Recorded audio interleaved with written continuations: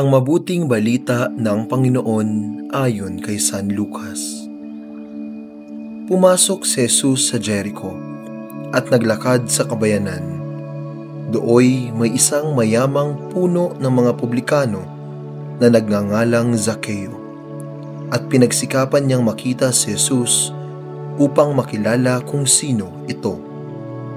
Ngunit siya'y napakapandak at dahil sa dami ng tao, hindi niya makita si Jesus. Kaya't patakbo siyang nagpauna at umakyat sa isang puno ng sikomoro upang makita si Jesus na magdaraan doon. Pagdating ni Jesus sa dakong iyon, siya'y tumingala at sinabi sa kanya, "Zakeo, bumaba ka agad, sapagkat kailangan kong tumuloy ngayon sa bahay mo."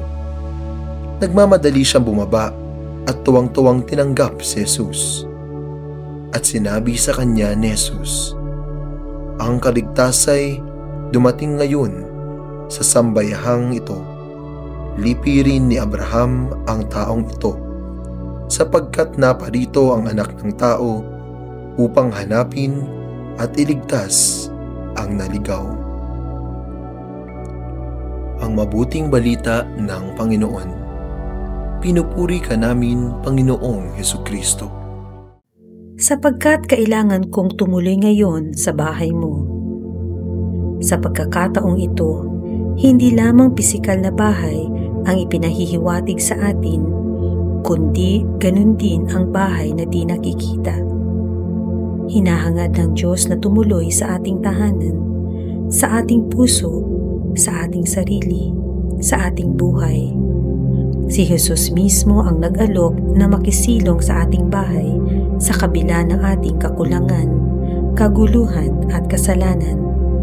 Matutuhan nawa natin sa aral ni Zakeo na hindi natinag sa mga sinasabi ng iba, bagkus na natili sa kanyang hangarin na patuloyin si Jesus sa kanyang bahay.